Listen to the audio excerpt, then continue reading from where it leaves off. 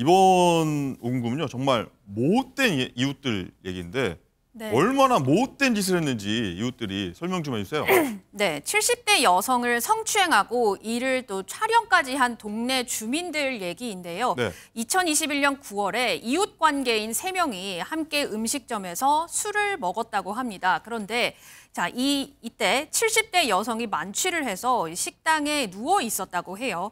자, 식당 바닥에 누웠는데 같이 술을 마시던 60대 남성이 이 70대 여성의 몸을 성추행하기 시작했고요. 예. 옆에 있던 70대 다른 여성은요, 이 장면을 핸드폰으로 촬영을 했다고 네. 합니다.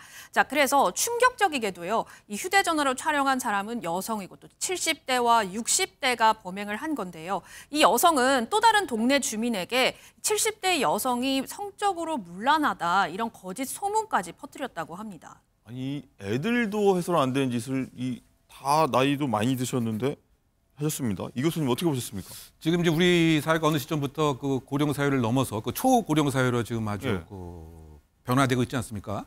예, 뭐 그런 그 측면에서 아이들의 모범이 되고 아이들, 장년들의 비행을 막아야 할 이와 같은 어르신들이 이러한 이 범죄를 끔찍하게 저는 점에 대해서 비판을 먼저 가고 싶은데 예. 더군다나 지금 그 3가지 범죄 모습이 아예 혼합되어 있는 것은 아닌가 저는 그런 분석을 해봤습니다. 뭐 첫 번째 같은 경우에는 이 학교 폭력 같은 경우에 보게 되면 가해자도 사실 비난받아야 되지만 그것을 옆에서 지켜보고 말리지 않고 제지하지 않는 이런 방관자들로 더 비판을 받아야 되는데 지금 현재 보게 되면 이 성추행이 일어나는 과정을 70대 그 여성이 어떻게 되면 그대로 방관을 하면서 오히려 사진까지 찍는 이런 그 측면에서의 모습이 첫 번째 보이는 것 같고요. 그다음에 그 두 번째는 이 노인들도 이와 같은 행위 자체를 어떻게 그 디지털 기구를 사용을 해서 촬영을 하려고 하는 이런 그 반사회적 생각을 했느냐. 못된 학생들 하는 짓을 했어요. 그렇죠. 뿐만이 아니고 지금 그 60대, 70대 그 어르신들이 이 피해자의 성적 수치심, 그야말로 이 만취한 상태에서 이렇게 그 특정 부위에 대한 만짐도 했었고 네. 또 일정한 성추행도 했다라고 하는 상대방에 대한 공감력이 왜 이렇게 없었던 것인지 요약하게 되면 지금 초고령화 사회로 바뀌고 있는데 이러한 노인들은 이른바 노추가 아니냐, 추하게 지금 늙은 뭐 그런 분들에 대한 비난 가능성. 그렇다고 본다면 저는 이런 범죄에 비슷한 양상이 앞으로 계속 있기 때문에 그 정부 차원에서 노인 범죄에 대한 좀 정밀한 그 원인 진단, 네. 이것에 그 걸맞는 그 대안 같은 경우도 좀 생각을 좀 심각하게 해볼 필요가 있는 사례가 아닌가 그런 생각이 듭니다. 알겠습니다. 김지미 변호사님, 이 몹쓸 짓 하는 사람들한테 근데 1심에서 집행유예밖에 안 나왔어요? 네, 그렇습니다. 1심 재판부는요, 이 60대 남성 A씨 그리고 70대 여성 B씨한테 모두 집행유예 처분을 내렸습니다. 그 근거가 뭐냐면 바로 이제 고령이고 그다음에 이제 과거에 벌금형을 받은 것 외에는 전과가 없다라는 이유였는데 이 남성 A씨한테는 징역 1년에 집행유예 2년을 내린 것이고 그다음 70대 여성 B씨한테는 징역 10개월에 집행유예 2년을 선고를 했습니다. 근데 이제 우리가 상식적으로 생각을 해봐도 이 판결은 너무 가볍다라는 생각이 들지 않습니까? 그렇기 때문에 실제로 검사 역시도 이게 이제 양형이 너무 가볍다라고 해서 항소를 했습니다. 그래서 결국 이제 항소심 재판부에서는 새로 이제 판단을 했는데요.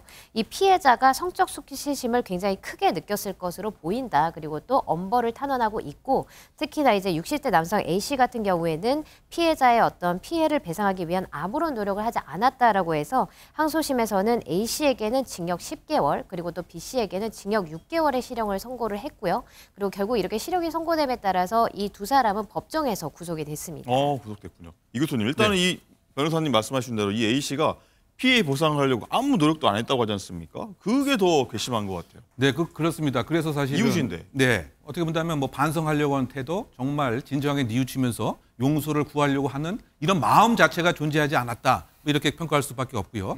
어떻게 본다면 정말 그 운이 없어서 내가 지금 죄를 받는 거 아닌가? 또는 대수롭지 않게 생각하는 이러한 것이 지금 가장 비난 가능성이 높다고 생각합니다. 저분은 동네 생활을 어떻게 합니까? 그러니까 그래서 저는 더 우려되는 점이 그와 같은 그 생각에서 예를 들면 설령 뭐 법정 구속이 되어서 실형을 산다라고 하더라도 예. 다시 이 지역 사회에 복귀했을 때 혹시 보복을 또 하려고 하는 뭐 이런 생각은 갖지 않을 것인지 이런 점을 좀 꼬집고 싶고요. 지금 그 실형을 이제 복역을 했을 때 이런 왜곡된 의식, 왜곡된 성적인 공상, 성적인 행위 이런 것을 정말 개선 교화할 수 있는 그런 교정 프로그램도 꼭 함께 작동이 돼야 되지 않나 생각이 듭니다. 네, 변호사님, 일단은 그 같은 여성인 B 씨가 막 거짓말까지 해갖고 딴 사람들한테 악의적인 소문 냈다고 하는 거 네. 아니겠습니까? 피해자한테. 네. 일단은 이 원심에서 형이 너무 가벼웠던 거 아닌가. 뭐 많은 분들이 좀 얘기하시는 것 같아요. 네, 저도 이제 일단은 1심형이 가벼운 거는 당연하고요. 2심도 어떻게 보면 뭐 크게 무겁게 나왔다고 이제 보이지는 않습니다. 왜냐하면 일단 이제 술에 취한 이 사람을 이제 추행을 누군가가 하고 또 그거를 이제 촬영을 했다는 거니까 이 촬영을 한 부분 같은 경우에는 성폭력 처벌법상의 이제 카메라 등 이용 촬영죄에 해당합니다. 네. 그리고 또 이제 뭔가 이제 조금 안 좋은 얘기를 이제 모욕적인 어떤 언사를 했다 그러면 그 이제 모욕죄에도 해당을 하겠죠. 어허. 근데 일단은 그 모욕죄는 변론으로 하더라도 이 카메라 등 이용 촬영죄라는 거는 명백한 성범죄이기 때문에 사실 초범이라 하더라도 실형이 나오는 경우가 대부분입니다. 그런데도 불구하고 1심에서 일단은 이제 집행유예가 나왔다라는 거는 굉장히 또 가볍게 나온 것이고 다만 이제 그 항소심에서 이제 판결이 나온 부분은 아무래도 이 B 씨 같은 경우에는 피해자한테 뭔가 이제 배상을 하려고 이제 노력을 한 것 같습니다. 재판부 이제 판단 이후에 보면 예. 그렇기 때문에 집행유예가 나온 것으로 그렇게 판단이 됩니다. 알겠습니다. 참 이상한 판결인데 한번 계속 한번 지켜보도록 하겠습니다.